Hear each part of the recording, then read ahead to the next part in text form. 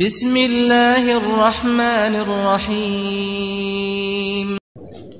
كان الناس أمة واحدة.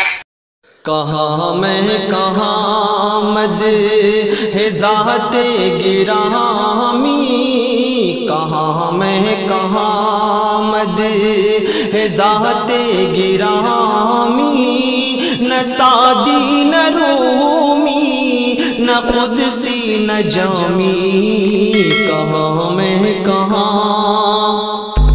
ڈاکٹر مائیکل ہارٹ نے اپنی کتاب دا 100 میں تاریخ کی ایسی 100 عظیم شخصیتوں کا ذکر کیا جنہوں نے دنیا میں ان منٹ نقوش چھوڑے. اس عیسائی نے 100 ہستیوں میں سب سے پہلے نمبر پر نبی آخر الزماں محمد رسول اللہ کا مبارک تذکرہ کیا.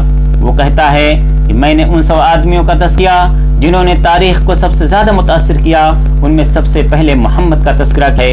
اس سے بعض لوگ حیران ہوں گے، لیکن اس کی میرے پاس ایک ٹھوس دلیل موجود ہے. کائنات میں جتنی بھی ہستیاں آئیں، اگر ان کے حالات پڑھتے ہیں تو ہمیں اپنے بچپن سے لڑن میں کسی نہ کسی استاد کے سامنے بیٹھے تعلیم پاتے نظر آتے ہیں، جس سے پتہ چلتا ہے کہ ان تمام ہستیوں نے پہلے مروجہ تعلیم حاصل کی اور پھر اس کو بنیاد بنا کر انہوں نے زندگی میں کچھ اچھے کام کر دکھائے. لیکن دنیا میں فقط ایک ہستی ایسی نظر آتی ہے کہ جس زندگی کی تفصیلات کو دیکھا جائے تو پوری زندگی کسی کے سامنے شاگرد بن کر بیٹھی نظر نہیں آتی. وہ ہستی محمد ہیں.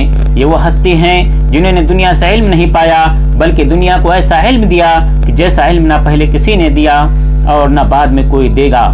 لہٰذا اس بات پر میرے دل نے چاہا کہ جس شخصیت نے ایسے علمی خدمات سر انجام دی ہوں، میں غیر مذہب کا آدمی ہونے کے باوجود ان کو تاریخ کی سب سے اعلیٰ شخصیات میں پہلا درجہ مانتا ہوں اور پہلے درجے میں ان کا لکھتا ہوں.